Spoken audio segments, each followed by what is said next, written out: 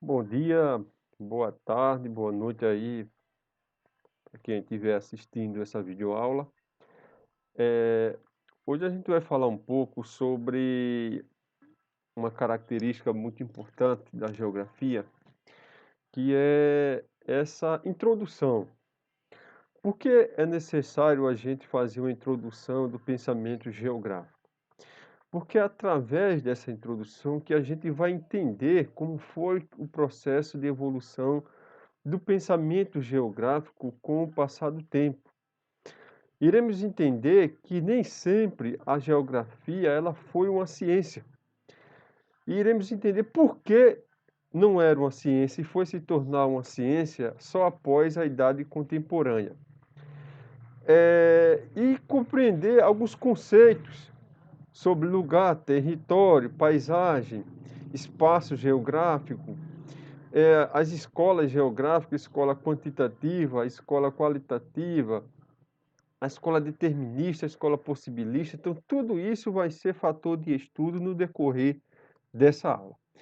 Mas o interessante aqui é que a gente faça um estudo sobre o processo de evolução da ciência geográfica. Então, eu dividi, como vocês estão vendo aí na tela de vocês, eh, a evolução do pensamento geográfico em 4 idades: antiga, média, moderna e contemporânea.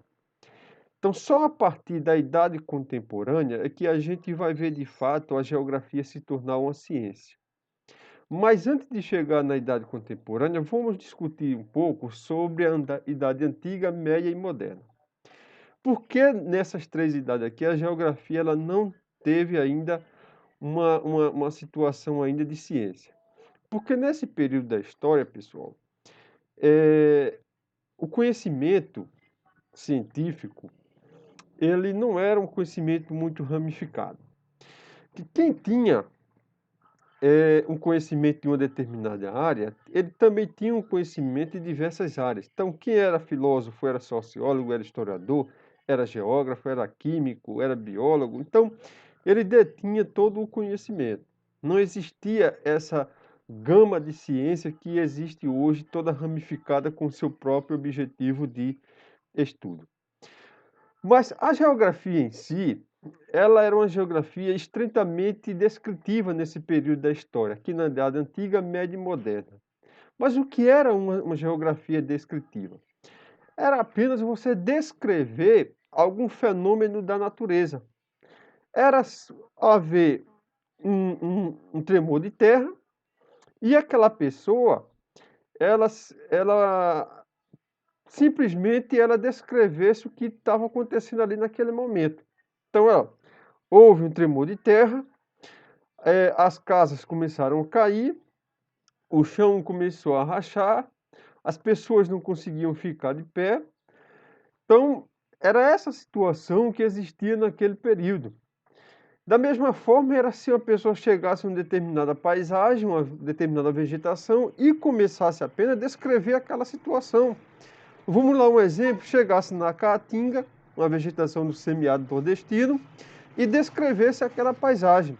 Ou é uma vegetação de porte de árvores baixos, folhas, as folhas elas só ficam expostas num período chuvoso, quando chega no período de seca elas caem, elas são espaçadas uma da outra, são árvores que apresentam caule tortuoso, são vegetação que apresenta raízes profundas. Então, fazer apenas uma descrição.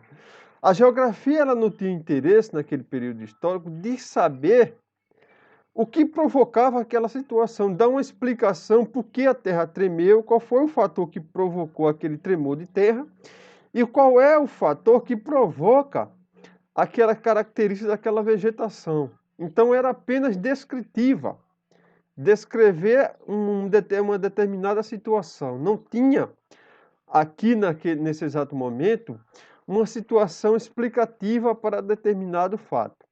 Então a geografia ela caminhou nessa situação de descrição por um longo período de tempo. Então a Idade Antiga, a Idade Média e a Idade Moderna, era um período aí onde a geografia ela se pautava muito na descrição dos fenômenos da geografia. Então vamos analisar aqui cada idade, qual foi a contribuição que cada idade aqui deu para a geografia. Na Idade Antiga, a gente vai ter três grandes pessoas se destacando: Aristóteles, Hipaco e Ptolomeu. Aristóteles, ele teve uma contribuição fantástica para a geografia naquele período, porque ele já teve a percepção de que a Terra era redonda. Então ele afirmou que já naquele período histórico, com todas as controvérsias, até hoje tem pessoas que acreditam que a Terra ela é plana. Então, imagina aquele período, sem nenhum tipo de conhecimento, nenhum tipo de tecnologia, como se tem hoje, e você chegar e afirmar que a Terra era redonda. Então, Aristóteles deu essa contribuição fantástica para a geografia naquele período histórico em afirmar corretamente que a Terra era redonda. E ele observou isso através do eclipse lunar. Então, quando a Terra projetou a sua sombra na Lua, então ele afirmou ali que a Terra era redonda. Hipaco foi outro que deu uma contribuição fantástica para a geografia, porque foi ele que desenvolveu o primeiro sistema de coordenadas geográficas.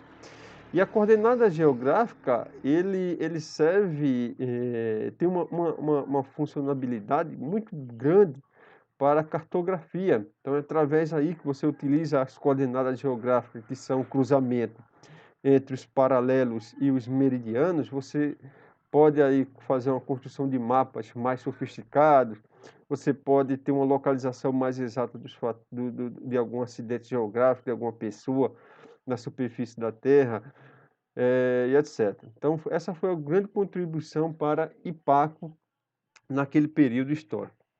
Ptolomeu, ele desenvolveu a teoria geocêntrica. Então, houve duas teorias, depois a gente fala da próxima teoria, que foi a heliocêntrica, mas Ptolomeu ele desenvolve a teoria geocêntrica. O que é a teoria geocêntrica?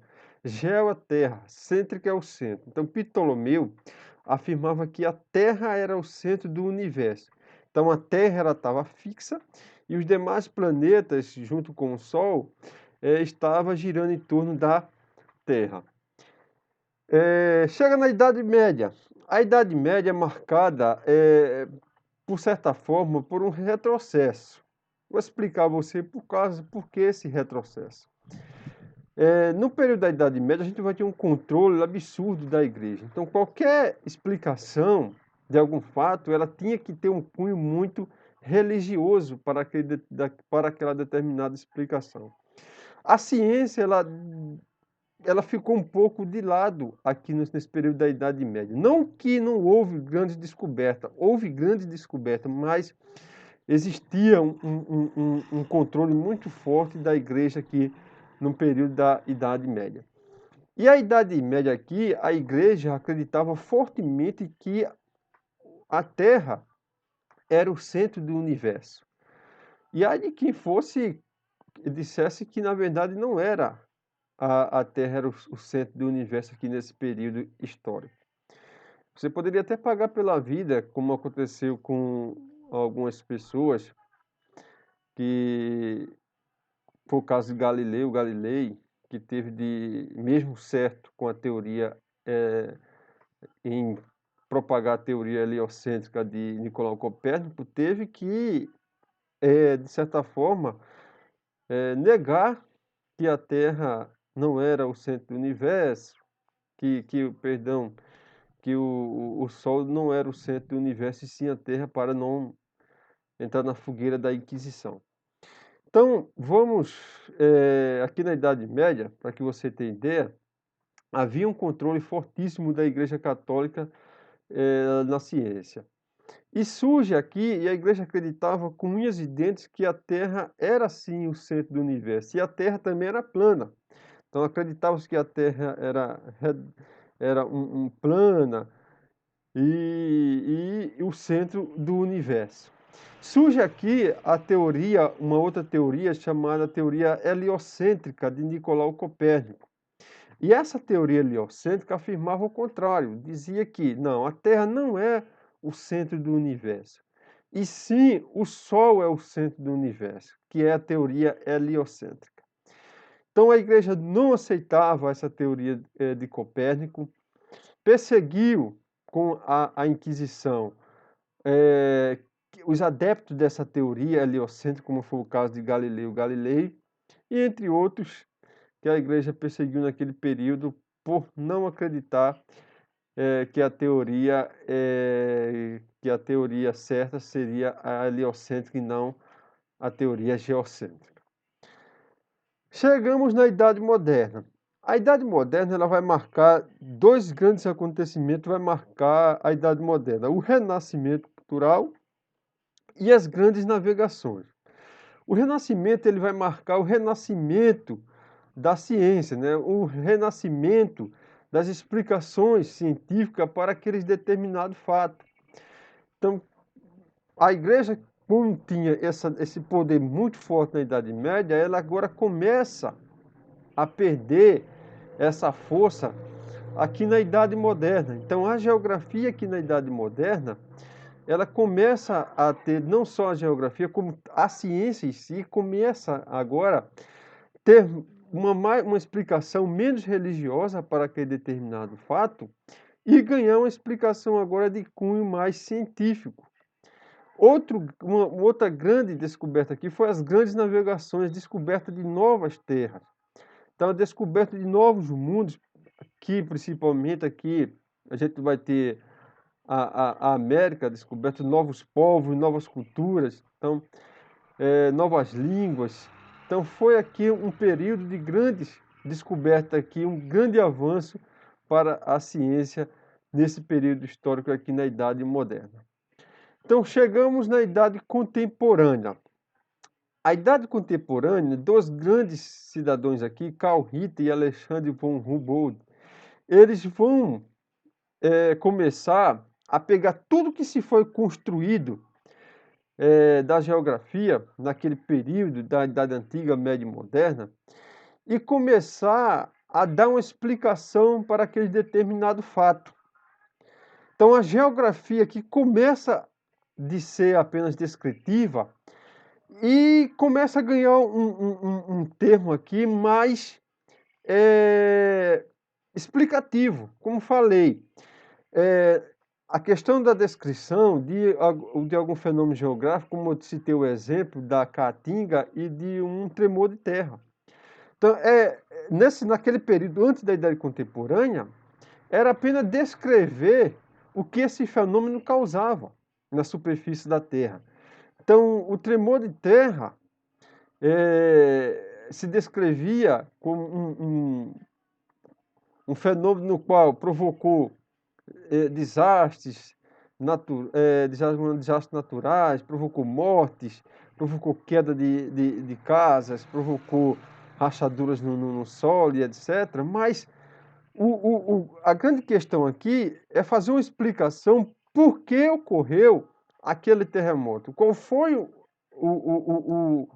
o fator, a causa que provocou esse efeito naquela superfície da Terra. Então, e a mesma coisa, buscar uma explicação por que a caatinga se comporta daquela forma e outras vegetações, como é o caso da Mata Atlântica, não se comporta da mesma forma. Então, é buscar uma explicação para aquele determinado fato era de suma importância nesse período da Idade Contemporânea. Então, é a partir daí que a geografia ela traça o seu cunho científico, que vai ser o espaço geográfico em si, que toda vez que você perguntarem a você qual é o objetivo da geografia, por que ela se tornou uma ciência geográfica, por que ela se tornou uma ciência geográfica, é porque, na verdade,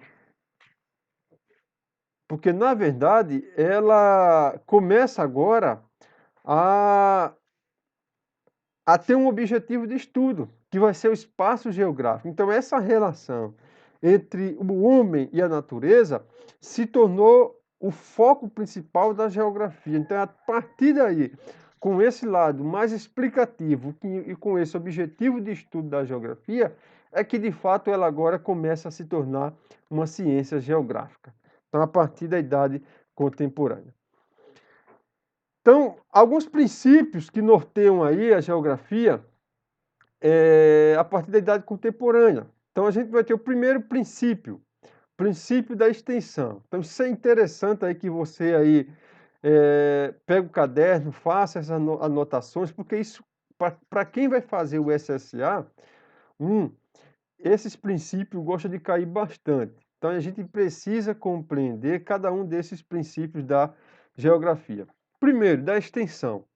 Um fato geográfico ou uma área, inicialmente, procurar localizá-la e estabelecer os seus limites, ou seja, delimitar e localizar os fatos estudados. Quem desenvolveu este princípio foi Frederico Hatzel, alemão.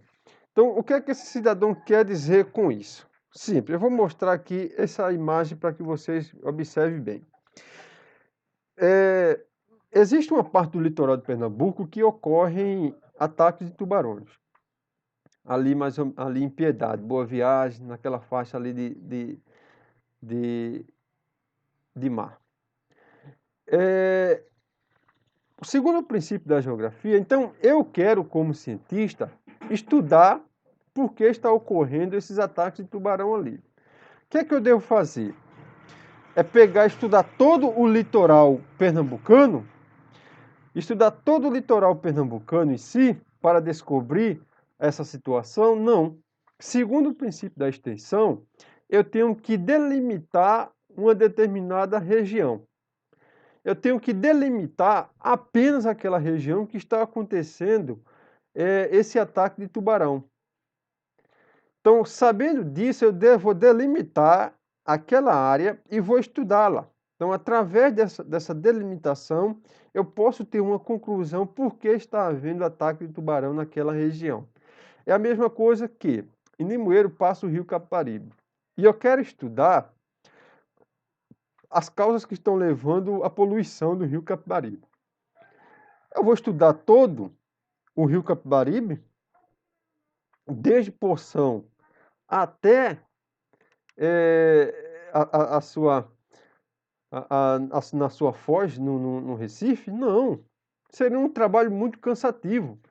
O que eu preciso fazer é apenas delimitar, segundo o princípio da extensão, eu vou delimitar uma determinada área e vou estudar quais são as causas que estão provocando quais são as causas que estão provocando aquela poluição. Então, a partir desse momento, aí eu posso tirar minhas conclusões de quais são as causas que estão levando à poluição do rio Capibaribe. Chego ali no Limoeiro, delimito uma área e vou estudar quais são as principais causas que estão fazendo com que um rio esteja entrando em uma poluição muito intensa. A partir daí eu tiro uma conclusão geral daquele fator, sem precisar estudar toda a área. Então, o princípio da extensão me diz que qualquer fato geográfico que você precisa estudar, você delimita uma determinada área, não precisa ser toda, você delimita daquela determinada área e faz um estudo relativo àquela situação. Segundo princípio, o princípio da analogia. Segundo esse princípio, ele diz o seguinte: a área de estudo pode ser comparada com o que se observa em outras áreas, estabelecendo-se semelhanças e diferenças. Então, quem falou esse princípio foi Carl Ritter. Então, da seguinte forma. Segundo esse princípio aqui, o princípio da analogia, eu tenho que procurar as características semelhantes, ou seja, o que é semelhante e o que é de diferente sobre aquele determinado ataque. Ou seja, vamos lá pegar duas áreas aqui. Nesse princípio aqui, está ocorrendo ataque de tubarão, suposição, está ocorrendo ataque de tubarão aqui no litoral de Pernambuco e está ocorrendo ataque de tubarão também no litoral da Paraíba. Eu vou estudar essas duas áreas e procurar as semelhanças e as diferenças entre si, se há semelhanças ou não entre esses dois ataques. Será que a mesma causa que está provocando o ataque do tubarão aqui no litoral de Pernambuco é o mesmo que está provocando o ataque do tubarão no litoral da Paraíba? Ou se é diferente? Então, o princípio da analogia me diz isso, é você fazer uma comparação sobre essas duas áreas. Então, a partir dessa comparação, você vai tirar as semelhanças se existe desses dois ataques. Terceiro princípio, o princípio da causalidade. Observados os fatos, dever-se-ão procurar as causas que o determinaram, estabelecendo relações de causa e efeito. Alexandre Humboldt. Então, segundo esse princípio da geografia, a gente precisa procurar as causas e os efeitos que provocaram aquele determinado fenômeno. É aquela questão do terremoto. Então vamos ver a questão do terremoto. Quais são as causas que provocam aquele efeito do terremoto? Então, o que é que existe no interior da Terra que faz com que haja um tremor de terra e esse tremor de terra provoque tantos desastres na superfície da Terra, tanto humanos como sociais? Então, isso aí é o que a geografia, que esse princípio da causalidade quer fazer. Então, para uma causa existe um efeito. Então, se existe um movimento interno das placas tectônicas e esse movimento faz com que essas placas tectônicas se movimentem em direções diferentes, tanto convergente, divergente, convergente ou transformante, faz com que uma hora dessa uma placa se choque uma com a outra. Se chocando, vai provocar um atrito, e esse atrito vai liberar uma quantidade de energia muito grande. Isso vai fazer com que haja um tremor de terra, e esse tremor de terra que provoca esses danos tão graves à humanidade. Então, para uma causa existe um efeito. Então, para que esteja havendo um ataque de tubarão aqui no litoral, então tem que ter algumas causas. E algumas causas pode ser aterro de extensas áreas de manguezal, perda da biodiversidade e poluição, dentre outros. Então, deve ter algumas causas que está fazendo com que esse tubarão esteja atacando tão próximo do litoral e em outras áreas não. Então, essas causas podem ser as causadoras desses efeitos tão graves que está assolando aquela região ali de Boa Viagem. Princípio da atividade. O fato geográfico é dinâmico. O espaço geográfico está em perpétua reorganização, em constante transformação, graças à ação ininterrupta de vários fatores. Bom, segundo esse princípio da atividade, tudo na geografia está em constante transformação. Como assim? Transformação. Nada na geografia ele é estático. Tudo é dinâmico. É a mesma coisa se eu perguntar a você. Feira Nova há 50 anos atrás é a mesma de hoje e Feira Nova daqui a 50 anos vai ser a mesma de hoje? Não. Por que não? Porque a geografia ela é dinâmica. Então, o homem está em constante transformação do espaço geográfico. Então, o que foi Feira Nova há 50 anos não é semelhante à Feira Nova de hoje, nem tampouco vai ser uma Feira Nova daqui a 50 anos, porque esse espaço geográfico ele está em constante transformação com o tempo. Está aqui duas imagens. Então, a imagem na parte superior, essa primeira imagem aqui, que você consegue ver, veja, essa primeira, perdão, deixa eu voltar aqui. Então, essa primeira imagem que você consegue ver aqui, ó, essa primeira imagem, veja que é uma imagem diferente da segunda imagem que está na parte inferior. Observe que nessa primeira imagem você vê um espaço totalmente natural. Um espaço que não tinha sofrido ainda a ação do homem. Diferentemente desse espaço aqui, ó, que já foi completamente transformado pela ação do homem. Isso aqui, pessoal, era provavelmente aqui nessa parte superior, Nova York, como Nova York era antes da chegada do homem, e depois como Nova York se tornou com a chegada do homem. Então isso é para mostrar a você como o espaço geográfico ele está em constante transformação ao longo do tempo. Deixa eu só apagar aqui essa parte.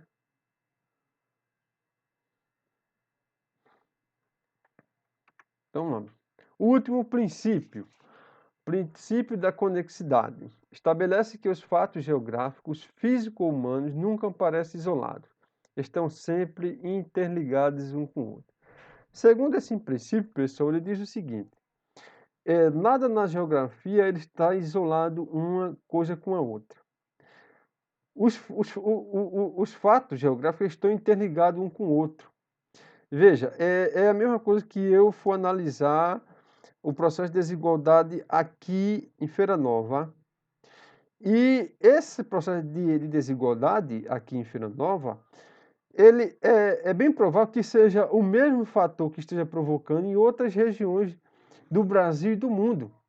Ou seja, esse fenômeno ele está interligado um com o outro, fazendo com que haja essa rede. Então, o que provoca a desigualdade aqui no município de Feira Nova, o fator que está fazendo com que exista essa desigualdade, então, é o mesmo fator em Vitória de Santo Antão, Glória do Goitá, São Paulo, Rio de Janeiro. Então, são os mesmos fatores que estejam também trabalhando aí interligados um com o outro. Então, esses daí são os princípios da geografia. Então, a escola determinista. Então, a gente vai entrar agora para as escolas, o estudo das escolas. Primeira escola, a escola alemã, escola determinista. É importante que você saiba disso. Então, a escola determinista foi uma escola alemã. Segundo essa escola, ela dizia o seguinte: quem foi que desenvolveu essa escola? Hatzel. Esse cidadão aqui chamado Friedrich Hatzel. Diz o seguinte: escola determinista. Segundo o determinismo, o espaço natural determina as formas de sua ocupação pelo homem. Ou seja, segundo esse cidadão, ele diz o seguinte: o meio no qual o espaço no qual o homem vive vai determinar o que é que o homem vai ser. Se um homem mora em um espaço rico, ou seja, aquele espaço vai influenciar na riqueza daquele homem. Se o homem vive em um espaço pobre, então, segundo a escola, aquele homem vai se tornar um ser influenciado daquele espaço pobre, ou seja, vai determinar o que ele vai ser. O espaço é pobre, então ele vai ser pobre porque o espaço determina o que ele vai ser no futuro. Trouxe essa imagem aqui para mostrar uma situação. Veja que é um ambiente pobre, aqui tem 4 crianças, e esse segundo princípio determinista, essa escola diz o seguinte, que o ambiente no qual essas crianças vivem vai determinar o que ela vai ser. Se é um espaço, veja que é um espaço bastante pobre, talvez seja o semiárido nordestino, sem nenhuma grande riqueza. Então, segundo esse princípio, então essas crianças elas estão determinadas, estão fadadas a ser crianças pobres, porque o espaço determina o que ela vai ser no futuro. Se essas crianças, segundo o princípio determinista, tivessem nascido em um ambiente rico, então elas seriam ricas. Então, o princípio determinista afirma que o espaço determina o que o homem vai ser. A segunda escola é a escola possibilista, uma escola francesa que vai de encontro ao que a escola determinista alemã falava. Quem foi o grande inventor da escola francesa possibilista? Vital Delabrouche. Então esse foi esse cidadão que determinou a escola possibilista. E ele diz o seguinte: a escola francesa surgiu em oposição à escola alemã. Afirmava que a natureza exerce influência sobre os seres humanos, mas as pessoas poderiam escolher e modificar o espaço físico. Ou seja, voltando para aquela figura. A escola possibilista diz assim, o meio no qual essas crianças vivem pode sim influenciar no que elas vão ser. mas elas podem sim modificar essa realidade. Isso vai depender dela, dos esforços delas. Se essa criança que estão morando nesse espaço ir para a escola estudar, terminar o ensino médio, ir para uma universidade, concluir seu curso superior, passar num concurso público, ser aí professor, dentista, médico, etc. Ou seja, ela buscou meios para modificar o espaço desfavorável no qual ela vivia. Então, segundo essa escola possibilista, poderia sim um meio influenciar, ela poderia, mas é através dos esforços dela que ela vai modificar o espaço no qual ela vive. Então, há várias maneiras de se modificar a situação no qual essas crianças elas estão vivendo. Então, se elas, através do esforço delas, conseguir modificar toda essa estrutura, ela pode sim mudar a sua estrutura, mudar o rumo da sua vida com o tempo. Certo, pessoal? Vamos seguir em frente aqui. A escola quantitativa. Então, para os autores que defenderam essa corrente, fenômenos geográficos poderiam ser explicados com o uso de métodos matemáticos. Como assim? Segundo os defensores dessa escola, qualquer fenômeno geográfico poderia ser usado através de tanto de métodos matemáticos como de estatísticos. Ou seja, eu quero estudar uma determinada região e esse estudo, eu posso fazer um estudo sobre um levantamento de dados estatísticos ou matemáticos. Então eu vou ali no IBGE, que é um dos grandes órgãos aí que tem esses dados, e vou buscar os dados daquela referente região e fazer um estudo referente àquela determinada região usando métodos matemáticos e estatísticos. E por último, a escola crítica. Então, a escola crítica, esta foi o fruto de uma postura crítica radical frente à geografia tradicional, determinista, possibilista ou quantitativa.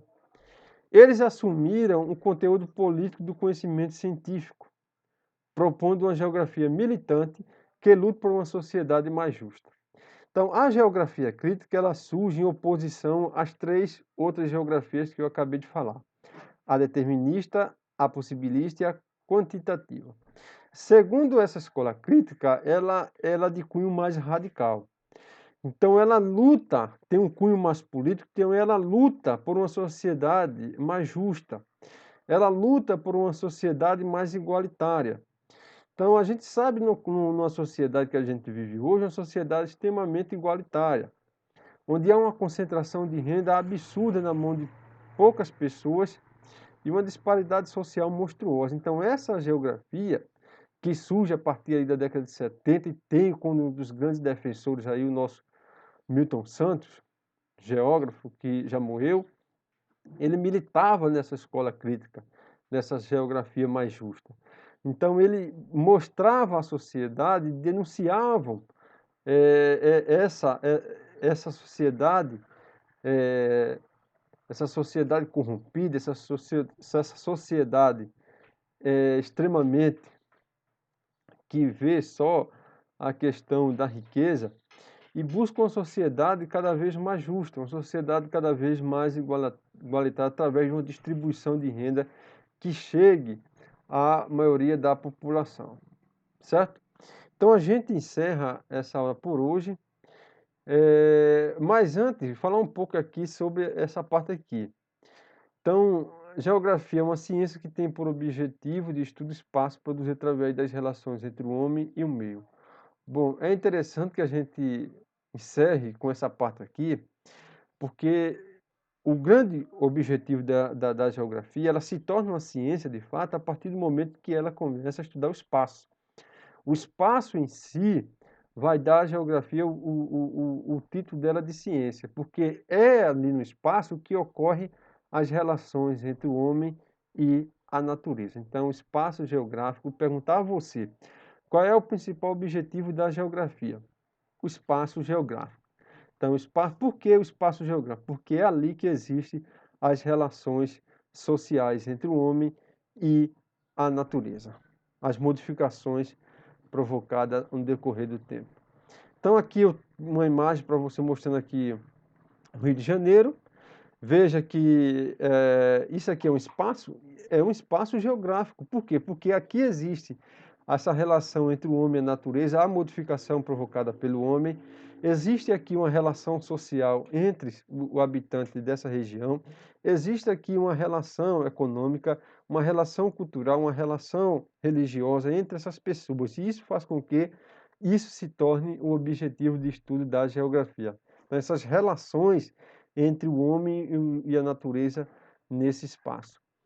Feira Nova também é um espaço geográfico? Sim, porque aqui existe uma modificação direta com o homem, com a natureza, e aqui também existem relações culturais, relações sociais, relações econômicas, relações políticas, relações religiosas entre a população. Isso faz com que isso também seja um espaço geográfico. Agora, o detalhe, né? A intensidade das relações é diferente entre Feira Nova e Rio de Janeiro. Não deixa de um nem o outro ser espaço geográfico, mas as relações existentes aqui, elas são totalmente diferentes uma da outra. Então, pessoal, a gente encerra por aqui. Na próxima aula, a gente fala um pouco sobre algumas categorias do espaço geográfico, tá certo? Então a gente encerra a nossa aula por hoje e na próxima aula a gente fala mais um pouco sobre essa questão aí